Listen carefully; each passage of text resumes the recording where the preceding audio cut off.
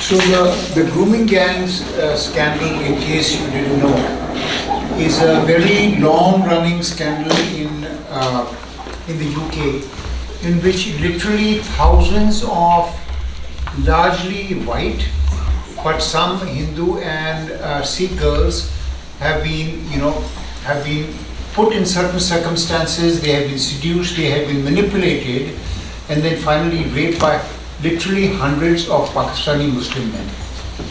And this was continued since more than 20 years. And the question is that why did it happen? There are two aspects to that. One is that it was clear to the police forces and to the child protection services for a long time that one ethnicity, the Pakistanis, were overrepresented. But at the same time, for fear of being called racist, these allegations were deliberately downplayed. The child services neglected them. The police thought that they were going to have a blowback from the community. And there was also, what the analyst is saying, calculations of political repercussions, that if we go after them, then there is going to be a problem because this community will not vote for us. There was also the concomitant problem of the silence of the community, which consistently underplayed it and did not acknowledge it fully. Now, when it comes to the issue of what is the religious sanction behind it, it is very clear that even in the mainstream press in the United States, these women were called, non-Muslims. They were deliberately targeted because of their religion, and they were considered legitimate targets. So from the point of view of the people who were doing it, and in the testimony of some of them, as it has come out in the press, there was a religious motivation. In fact, there is a renowned journalist in the UK who's a friend of mine. I will not give his name, but he's a Sikh gentleman, and his organization, the National Organization of Sikhs, they have in fact written to the government asking for an inquiry into the religious aspect of this. So therefore this is well known. There is a national inquiry underway right now, and let us see what it comes out. But this is something which was suppressed for a long time in the power structure, and let us see what comes out. The religious motivation in this has been clearly established, coming from the words of the perpetrators themselves.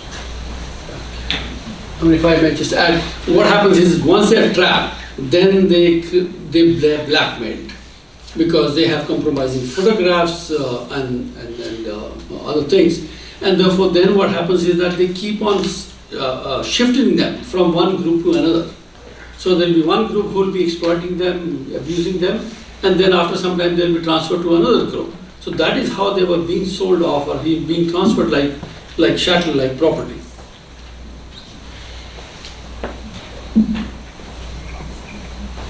Well, thank you very much for this explanation. There is much more coming out. Actually, I read about this since I am familiar with when it started in Glasgow. I happened to visit there one time. Anyway, second question, this one is also for Gulati ji. Why doesn't India stand up for the rights of the Hindu minorities and women? Even refugees are not accepted. I can't speak for the government of India and their actions, but something which even in the UK, it is the link or the relationship or the collaboration between the Islamists and the wokes. And there's an overly liberal, pseudo-liberal, false, fake liberal wokeism which has taken control of the polity in the society for the last two decades or so. And therefore, for political correctness and for incorrect interpretation of liberalism, that is how the social norms and the political norms have been set. Same malady has been also in India for a very long time. And now the system is kind of slowly changing, slowly shifting. And it's called wokeism in Europe and US. It's called secularism in India. And therefore, what has happened is that all these laws, policies, regulations, institutions, which we inherited from the colonial masters, even though India became independent, but the laws and the policies and the regulation and even the training of these hiring and training of the staff in the institutions and the institutional culture did not change. That remained very, very colonial, and then slowly that was captured. The whole system was then slowly captured by the leftists and the Islamists, and that became a committed political vote bloc. Because what happens is that in the democracy, it's not just your base that matters, it is also the swing vote that matters. And if you can have a block voting, en bloc voting of a large group of people, then that becomes a swing vote. And the political process and the politicians then start pandering to that because they are already sure of their base, and therefore the fight is not for the base, fight is for the swing vote.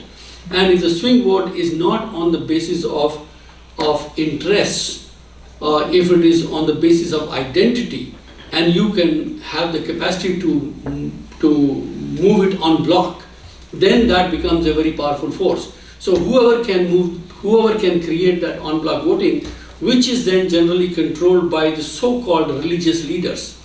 It is when you have congregatory prayer, or when you have the congregation where you can control their mind, control their behavior. Also they do that because conforming to the group actually gives them social protection. So therefore it pays to them to belong to the group and conform to the group because you will get benefits and protection. So it becomes kind of a self-fulfilling prophecy that this starts becoming more and more cohesive group. And that cohesive group then is controlled by somebody for whom everything is religion.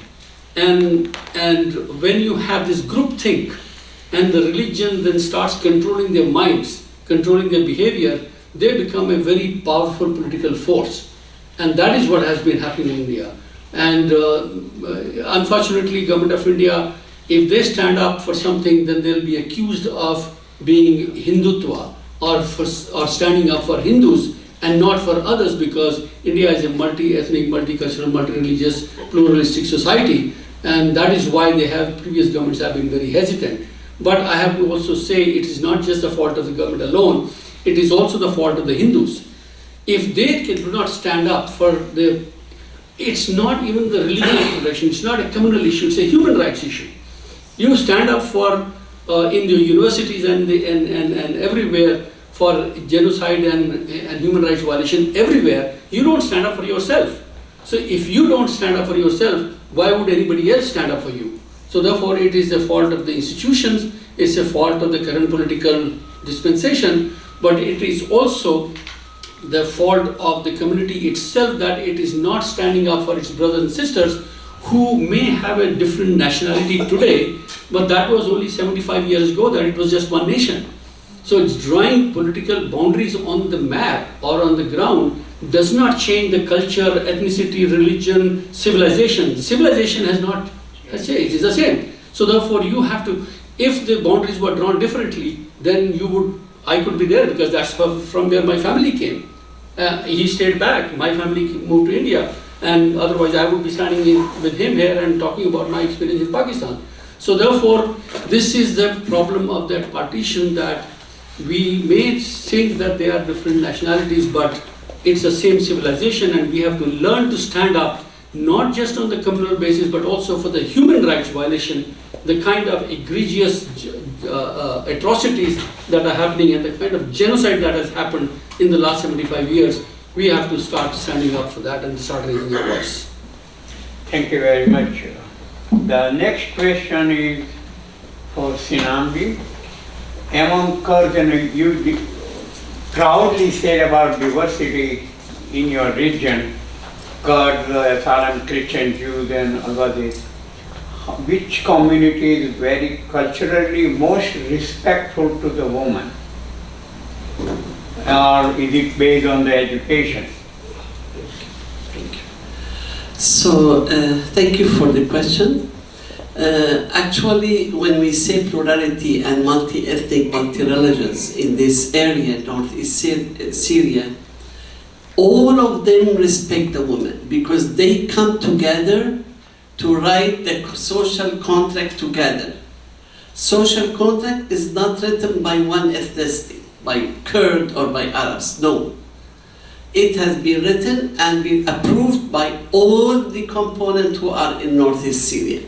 So for that, all together, they believe in the right, the equal gender, they believe of the right of the woman as a part of the human rights right, and for that, all together, they put the social contract together and work it. But I can mention the pioneer in this, project is the Kurdish women, please. They started, and then they have influenced the other also in our region, and now they come together to work together in this project. In continuation to the same question, do you see any social condition of women improvement in different part of the Middle East? That's a difficult question. We want to see it in the other part of Syria first, That's what we need to see it. But still we have a contact with many women in the other part of Syria, and they agreed with us. But for the other, in the Middle East, yes, we have contact with most of the women in the Middle East. For instance, in Lebanon, in Iraq, we have like a international women conference. Every year it happens, so most of the women, they come and they participate in that conference. We have a good relation with the Egyptians women, with the Lebanese, with the Iraqi, and with Turkey. But, still we need to work more and more. As I always say, when women leads, freedom follow, and peace will follow. This is another question in the same continuation. Is a neighboring country, Turkey. And Turks and Kurds have fought for many, many years. How do the women in Turkey behave in this order? Yeah, women in Turkey also, as a Kurdish woman, they are working and following the same issue, like equal gender. But Turkey have a very big influence, I can say pressure on the Kurdish people in Turkey. Now they have in Turkey like a peace process started with the leader of the Kurdish movement there. I don't know if you know him, Mr. Abdullah Öcalan. He is in the prison, and now they started to have the peace talk with him and with this movement. So when this comes, developed in a good way, that will be influenced and affect not only Turkey, will affect also Syria and all the region there.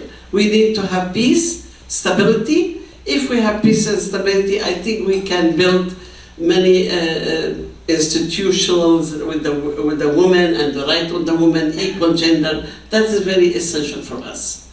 Now this is a very interesting question. Thank you. And we wish you good luck for it. The new government in Syria is a derivative of ISIS, or it is actually ISIS by itself. The new administration in US is ideologically opposed to DEI, or diversification of those things. What do you think the US government will continue to support your kind of government model? That's a complicated question, but I can mention now. Really, we were surprised to see the government in Damascus now, or in the leading Syria. We were surprised because of their background. They were in Idlib, in the place in Syria, small place in the northwest of Syria. Whenever we talk to the government here, they say, oh, they are terrorists. We know they are terrorist organization. And they have designated as a terrorist organization. But just we open our eyes one day and we see they are in Damascus. And they are ruling there now. What we heard from them, this government, that they are changing, they are making some change, but I don't know if the ideology can change. They wear suits, they wear necktie, whatever, But this is depending on the ideology, on the mind. Is it changing or not? That's what we want to see. We want to see on the ground, how can they act? And unfortunately, when they come to the authority till now, they have a lot of violation and killing the minorities like Alawite at the coast, the Druze in the Sweden, and the Christians also being oppressed there. So this is what we see after this government come to the authority. We are now asking them to stop all this violation, to protect all the minorities, to protect the Christians, to protect the Kurdish people, and to protect the Alawite and Druze. And this is what we are giving the message to the government and administration here in the United States. We saw the president of Syria in September in New York, in the UN General Assembly, he gave a speech. We were wondered that time to see him. He came from the same group or the organization Al-Qaeda, they committed 9/11. And he came there to give a speech. But maybe he's a pragmatic man, as he mentioned, he will change. We are watching, we are monitoring, and even the other countries, they are monitoring that. So let us see. I don't know what would happen, but we wish that we have our autonomous region to be implemented in all over Syria, because we are seeking as a decentralized system with this government. And we are now seeing some changing, but the group with this government in Damascus, the group is surrounding Ahmad Shara. If he is able to control them, maybe he can solve a lot of problems. So this is the question. Did your group meet him in New York? No, I was in New York, I couldn't meet with him, but our delegation from northern Syria, they are going to Damascus, and we are in negotiation and dialogue with the government in Syria. And we want to have a dialogue because we want to keep Syria away from any conflict now. So the only solution to stop any conflict, we have 14 years of war in Syria. We want to stop it. We don't want to see any new conflict in Syria. For that, we are open for dialogue. We believe that dialogue and the negotiation is the only way to create the Syria, a democratic Syria, pluralistic Syria, and protecting all the rights of the women and the minorities or the component of Syria. This is what we need to see, inclusive government in Syria. The government should not be one color, should be diverse as the Syrian community there. Thank you. Thank you. Thank you. Wish you good luck. I have a question. You want to comment? I have a question. I have one more question. While I finish the question, Let then I have a me broader finish point question to first. make. This question is for Jaipal. What is the attitude of Muslim women in Pakistan to abduction, conversion of the minority Hindus and Christians? जो मुस्लिम women हैं पाकिस्तान में more than that means How the Muslim women look at it इनका reaction होता है वो when this thing happens? करते हैं इसके लिए Muslim women are same like Muslim men, but sometimes, in a very rare cases, they support to the girl, Hindu girl, because of the abductor or belong from their family and request belong from their family, and they do sympathy, they give a sympathy from in the next for the court case and different other things to relaxation from the case. Ramesh, I have a simple question. With all the problems that are going on in Pakistan for the last 75 years, why do Hindus stay in Pakistan? And a parallel situation is that Jews in all the neighboring countries were also were discriminated against, so they all left. So there are no Jews in Egypt or in Iraq and other countries. Why are Hindus still staying? due to economic condition, first of all this, and second thing is there is I think in no place, if you're in your mind there is a Bharat and India, there is a place, and the people from Pakistan of minorities, especially the Hindus, migrate to there, and the other minorities, Christians, are moved to the Europe and America and different other place, so it is unable. Because due to poverty in Pakistan, number of the person in a family is a bigger. Like I have 5 kids and 2, and our passport price is 10,000. Right? So first of all, if I made to buy passport for my family, whole family, its take is the 700. And if I want to go in the India, for example, I go there, so I will survive for the more 7 to 8 years, even unable to open my business, because India now is screen card आ गया ना, पैसे mobile to mobile, and different other thing is a border, or you said that the hurdles for the community is living in Pakistan, and they are as the महंगाई को क्या कहेंगे? High prices and unable to, there's the people have no buying capacity actually in Pakistan. So the wages are under the 20,000, less than $100 a month. And now is electricity bill and different other things are unable to do and move from their country. I mean, let me give you a little different perspective. There are 3 basic reasons for that. Number 1, India is not a signatory to the Refugee Convention. So therefore, if they come to India, they are not called refugees because India has not ratified. It's not a signatory, so they will not be called refugees. Second, India doesn't have a law which allows expeditious granting of citizenship. They have to wait for many years to get citizenship. And like in the US, there is one amendment, I forget the name of that amendment, which allowed Jews to come here and they were given immediate permanent. Lautenberg. No, I think Yeah. I think it's incorrect, sir, because India has CAA. I know. That's only Sir, 2014. I know that. That's not correct. Yeah. I know fully clear well what the CAA is and what they have done about it.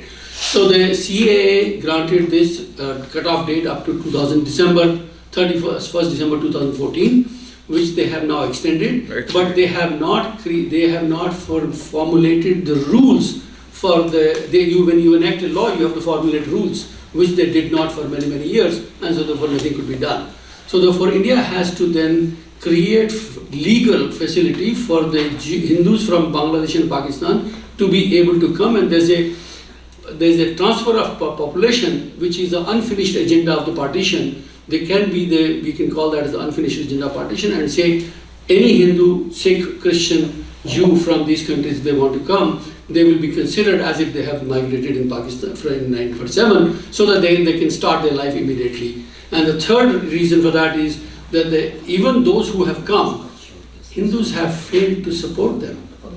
There are refugees, and we are supporting from ICHRRF. We are working on this. We have 2 projects where we are funding.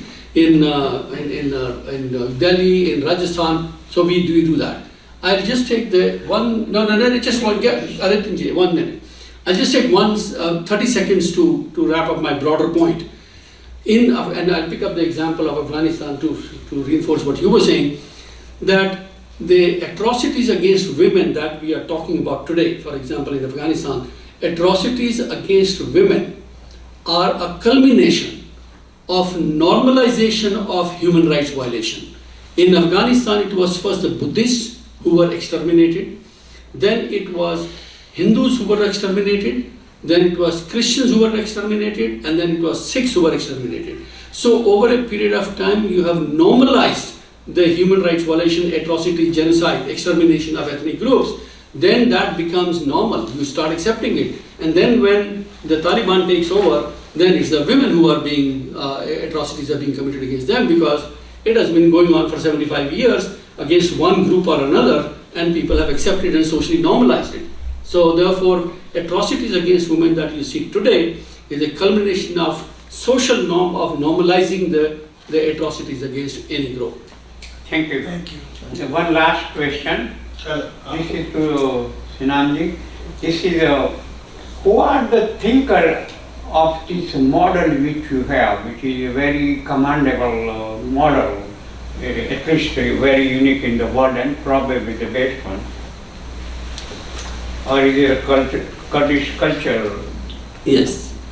So when we are talking about the model, it's the model of the Kurdish movement actually.